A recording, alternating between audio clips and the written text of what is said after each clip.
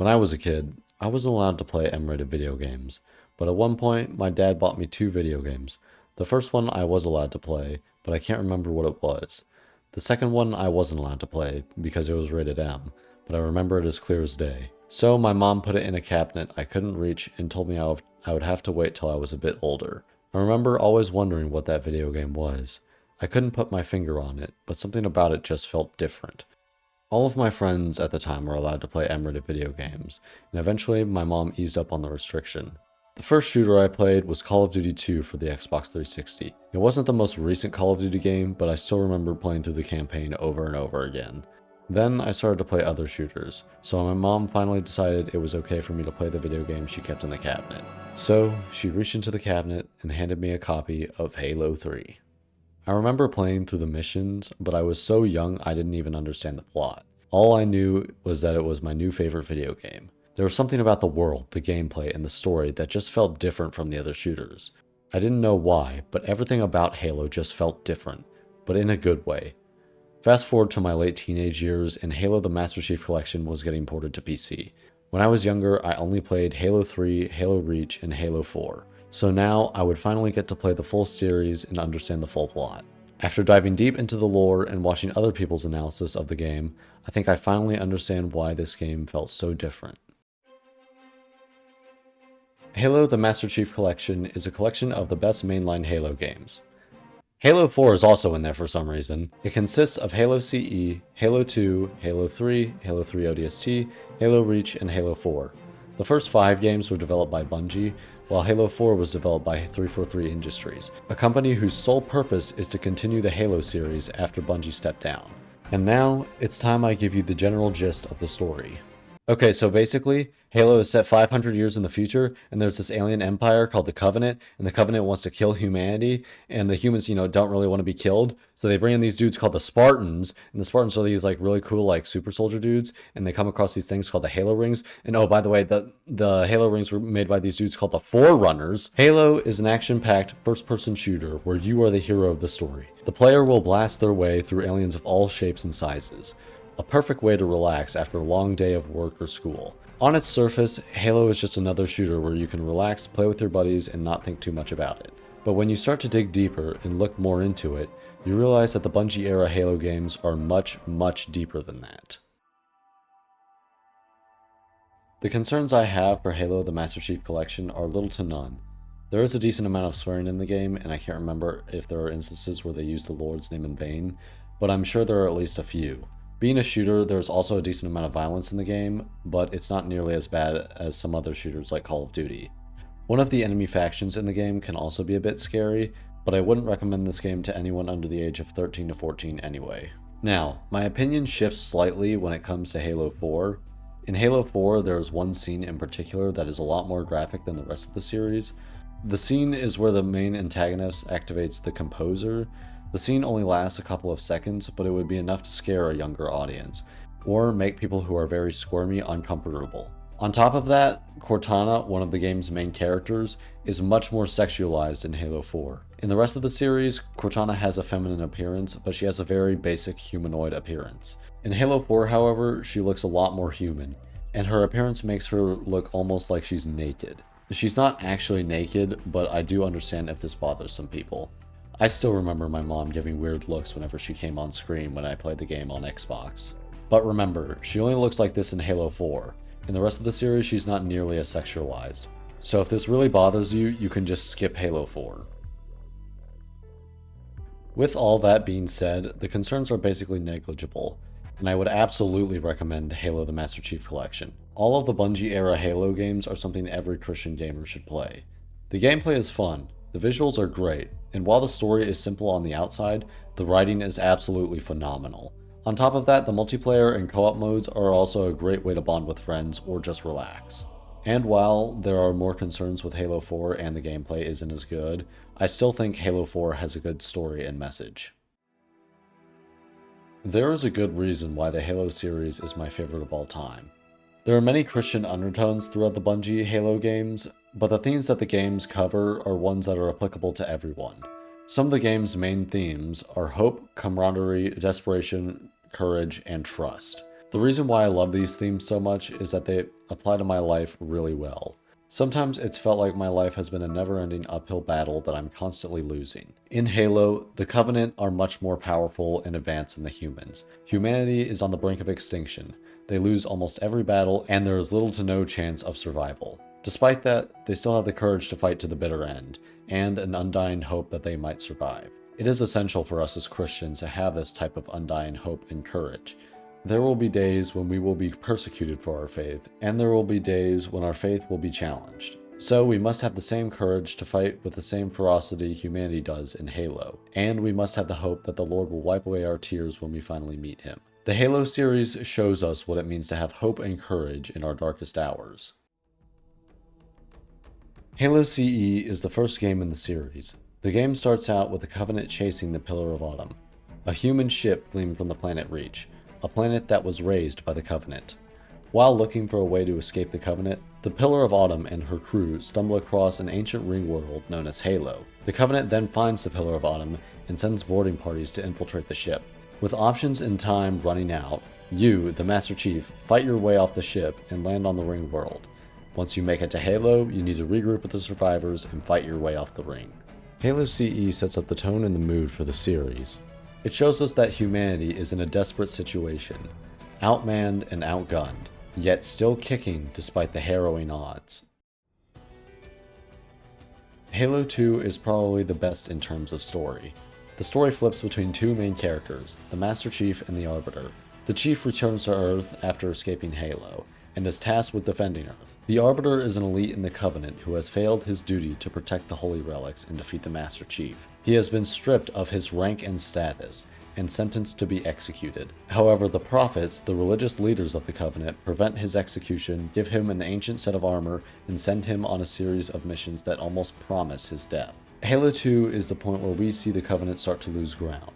The Covenant begins having major political issues, and in the chaos, they make some seriously sloppy mistakes. Humanity sees this and takes the opportunity to strike back. This is where humanity begins to see the fruit of their actions. They are able to do some major damage to the Covenant, and it gives the people hope. It's not explicitly stated, but you can see and feel the mood change in the cutscenes. The Marines are much more upbeat, the main characters are much more cheerful and witty, and the mood on the human side is overall better. Halo 2 shows us that while the situation may be bleak, we can still have hope and a positive attitude. Of course, in real life, we can't always choose to just be happy, but we can still try to at least make light of the situation when it is appropriate to do so. Halo 3 was originally meant to be part of Halo 2, but due to time constraints was cut from the original Halo 2 story and made its own game. So Halo 3 is a continuation of the Halo 2 story where you finish the fight. Basically, the plot of the game is to end the Covenant once and for all. This is what Halo CE and Halo 2 were leading up to. Halo 3 is where we begin to see the cost of war. Humanity is starting to show signs of exhaustion. They're hanging on by a thread, and hope is beginning to run out. Even then, the mere sight of the Master Chief inspires hope in those around him. The Chief becomes the symbol of hope for humanity. He makes them believe that there's still a chance that they can win the war. But even with the Master Chief and his strength, he's only one man. War still comes with a heavy price to pay. Despite the Chief's best efforts, there will still be some he cannot protect. Halo 3 is where we finish the fight and end the war, but it comes with major costs. Now, at the start of this video, I said that something always felt different about Halo, and now I know why it feels so different. And it's the reason why I love this trilogy so much. The reason is that the trilogy is one massive biblical illusion. I don't know much about the developers or their faith, but when you take a closer look at the story, it's very clear that Bungie's games are heavily influenced by Christianity. Now for this next part, I am going to go over some points in the story that venture into spoiler territory, so if you haven't played the games, you may want to wait, play Halo CE 2 and 3, and then come back to this part. But if you don't care about spoilers, then go on ahead. In the Halo lore, the Forerunners, the same species that made Halo, made the Ark. The Ark's purpose was to produce the Halo rings, and the Halo rings were made in response to the Flood. The Flood was an infection that corrupted any and all sentient life that it came in contact with. It twisted and mangled and distorted anything that crossed its path. However, the Halo rings didn't kill the Flood directly. It targeted its food stores, which included plants, animals, and of course humans. So, the Forerunners took anything they didn't want killed in the blast to the Ark to keep it safe. After the rings were activated, everything that was on the Ark would be sent back to its respective home planet to repopulate. Let me say that again. The Ark was made in response to the Flood, which was used to protect animals and humans. After the Flood disappeared, the inhabitants of the Ark would leave and begin to repopulate the system. Does any of this sound familiar? A little while back, I was replaying Halo 3 with a friend. We were playing through one of the missions where you fight the Flood, and I noticed something. The Flood was claiming to be salvation, which would play into the notion that the Flood represents sin. It claims to be salvation, while in reality, it corrupts and disfigures anything it touches. Throughout the series, the Master Chief is said to be incredibly lucky. The feats he performs are so lucky in fact that they could be considered miracles. Also throughout the game, Master Chief is constantly seen as a savior. Whenever people see him, they are immediately awestruck by his presence. Anytime they get into an engagement, the tides immediately turn in their favor whenever the Chief is around. And at the end of Halo 3, he is left in a destroyed ship, where he is forced to enter cryosleep to survive. Everyone assumes he is dead, but he is in fact still alive. Now, with all that in mind, I believe that the Master Chief is supposed to represent Jesus Christ. Now, some might say that this is blasphemy, but remember, I'm saying that this is an illusion, a story to get a message across, and Jesus Christ himself used the Father in the story of the prodigal son to represent God. With that disclaimer in mind, let's look at it again. The Master Chief comes to humanity's aid. He performs feats that some would consider miracles, and everyone thinks he dies, while in reality, he is very much alive. To further reinforce this point, here's something else to consider. The Spartans don't have any last names. They just go by their first name and their number.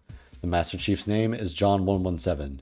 John chapter 1 verse 17 says, "For the law was given through Moses. Grace and truth came through Jesus Christ." My first thought was that maybe this verse was just used to put Jesus' name in our heads, but that explanation didn't satisfy me. After reading it again, I remembered that the Chief was one of the first people to discover that Halo was a weapon, and he and Cortana were the first ones to warn humanity about Halo's true nature. The truth came through the Master Chief and Cortana. Also, Cortana, or Cortana, is the name of the sword which is used for the coronation of British monarchs, and the sword symbolizes mercy, which could be another word for grace. There were a couple of other allusions I noticed, especially in Halo 2, but I couldn't find a good place to fit them in. There's also some that I probably missed as well. There's a YouTuber by the name of Hidden Xperia who's incredibly knowledgeable about the Halo lore. He and Wendigoon made a video going over all the biblical themes in Halo that they found.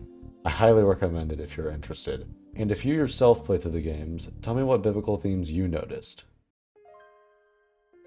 Halo 3 ODST is a spin-off game where you play as an ODST. The ODSTs, or Orbital Shock Troopers, are the UNSC Special Forces unit. However, they are not Spartans. The ODSTs are like US Navy SEALs, and the Spartans are like Captain America. The Spartans are super soldiers, and the ODSTs are just regular Marines who are really good at their job. This is the only game that puts you in the boots of regular soldiers, but this change affects the story more than the gameplay. The game takes place between Halo 2 and Halo 3. At this point in the story, the Covenant are invading Earth and the UNSC are still trying to repel the invasion force. You and your team are tasked with dropping from orbit onto a Covenant ship in an attempt to invade the vessel. However, an operative from the Office of Naval Intelligence, or ONI, has taken over command and redirects the team to the city of New Mombasa. While dropping, the Covenant ship performs a slip space jump, which creates a powerful shockwave that scatters the whole team. You, the rookie, get knocked out during the landing and wake up several hours after the drop. You must regroup with your team and find out what the ONI agent was after. The tone of this game is drastically different from the rest of the series. It's dark and desolate, and while the rest of the series makes it very clear what the objective is, the objective in this game is unclear. Everyone is just trying to survive and regroup with one another. The reason for all of this is that Halo 3 ODST is an allusion to Dante's Inferno. New Mombasa is referred to as Hell on Earth several times throughout the game, and the rookie is guided through this hell on earth by an AI named Virgil. In Dante's Inferno, Dante is guided through hell by the poet Virgil so that he may be reunited with his true love Beatrice in heaven. Even though Halo ODST is an allusion to another story, it still tells its own story. It shows us what it's like to be a regular Marine and not a super soldier. No one cheers for the ODSTs like they do the Master Chief. The ODSTs work behind the scenes, doing things that aren't as important as what the Chief is doing, but still have an effect on the Human Covenant War. They are the unsung heroes of the story, and even though it may be frustrating to them at times, it never interferes with their work. Ecclesiastes chapter 5 verses 8 through 19 says, Behold, what I have seen to be good and fitting is to eat and drink, and find enjoyment in all the toil with which one toils under the sun, the few days of his life that God has given him. For this is his lot. Everyone also to whom God has given wealth and possessions and power, to enjoy them, and to accept his lot and rejoice in his toil. This is the gift from God. One of the things God calls us to do is to accept the work he has given us. While the work he gives us may not always be the most comfortable or rewarding, it still needs to be done. The ODSTs in this story understand this concept. They don't complain about not getting the spotlight, they simply focus on the task at hand and get the job done. We as Christians need to focus less on the negative aspects on our work and simply focus on the task at hand, and even go above and beyond what the Lord calls us to do. Halo Reach is a prequel to Halo CE. The fall of the planet Reach is something very well known in the lore, so the ending to this game is not really a spoiler. The game has you playing as Noble 6, a member of Noble Team. They are among the first to engage the Covenant on Reach. The invasion of Reach is brutal, and despite Noble Team's best efforts, the fall of Reach is inevitable. The fall of Reach is one of the biggest tragedies in the Halo universe, and Noble Team knows that they're fighting a losing battle. Despite this, quitting or retreating never enters their mind. They are more than willing to fight a losing battle and give their lives for the mission. I will say that one of the biggest complaints about Halo Reach's campaign is that all the characters are extremely bland. They basically have no character development, and their personalities are incredibly generic. They never show any fear about their situation either, and it is important to remember that courage is not just a lack of fear, but rather doing something despite your fears. Now, with that being said, Noble Team still shows tremendous courage. Their actions show us that they are willing to do almost anything to defend humanity. This type of courage is essential for the Christian journey. We must be courageous and be willing to stand firm in our faith, in peaceful times and in times of persecution. Halo 4 starts off about 4 years after Halo 3. Cortana wakes the Chief up where he finds himself still aboard the Forward Unto Dawn, the ship which he went into cryosleep in. A Covenant fleet is searching the ship, so the Chief has to fight his way through the hostile-infested remains of the ship. While the Chief was still in cryo, the ship had drifted next to a Forerunner shield world, and as the Chief and Cortana were trying to find a way off the ship, the Forward Unto Dawn and several Covenant vessels were sucked into the shield world. Now, the Chief and Cortana must find their way back to friendly territory. There are many reasons why I dislike Halo 4. 343 took the art style in a much different direction, and it looks much worse in my opinion. And like I said earlier, Cortana is much more sexualized in Halo 4, which felt extremely unnecessary to me. The gameplay also feels a bit worse. It's not that different, but it just feels off. On top of that, 343's writing is not nearly as good as Bungie's. However, that doesn't mean the story is awful. In fact, there are some things that I actually like about their writing. They do a much better job of humanizing the Chief. One of the first cutscenes in the game shows the player just how horrible the Spartan program really was, and the story's main focus is on the Chief's humanity. The Master Chief, or John, and the rest of the Spartan 2s were kidnapped when they were about 6 years old, and they were immediately put through training. If one of the children couldn't keep up, they died. When they reached the age of 14, they were given augmentations, but sadly, half of the Spartans who had the procedure either died or were crippled. Some were able to have another chance and eventually became Spartans, but most were not as fortunate. This experience turned John into a machine. All he ever knew was training in war. He barely remembers his life before the Spartan program. Halo 4 shows us how mechanized John has become. His main focus is the mission at hand.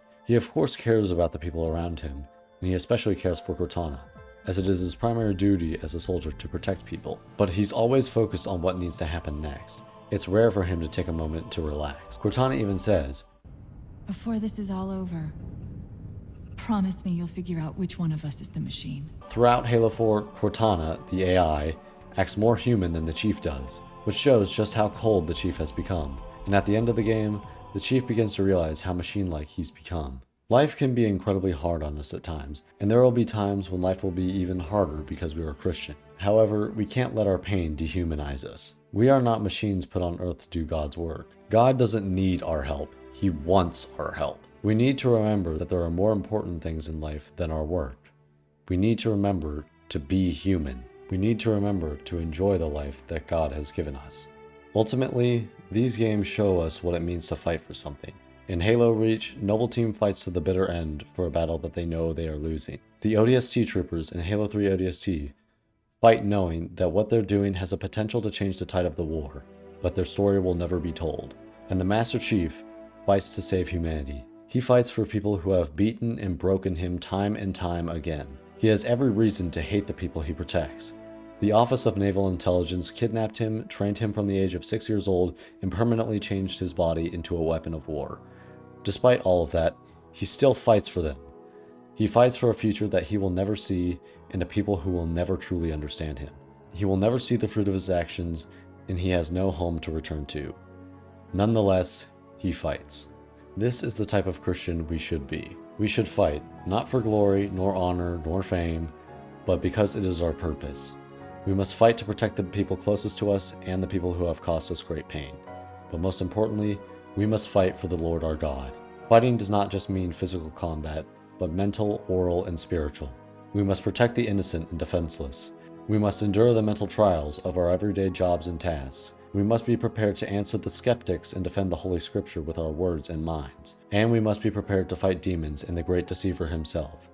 Maybe not literally, but in our minds and in the minds of others. No matter the front, we must fight. I had a lot of fun making this video.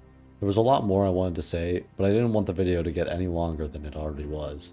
The Halo series is my favorite series of all time, and I didn't always know about the Christian themes and illusions. It was just this past year or so that I learned about them. Words cannot describe how happy I was to learn about all the Christian themes and illusions in the games.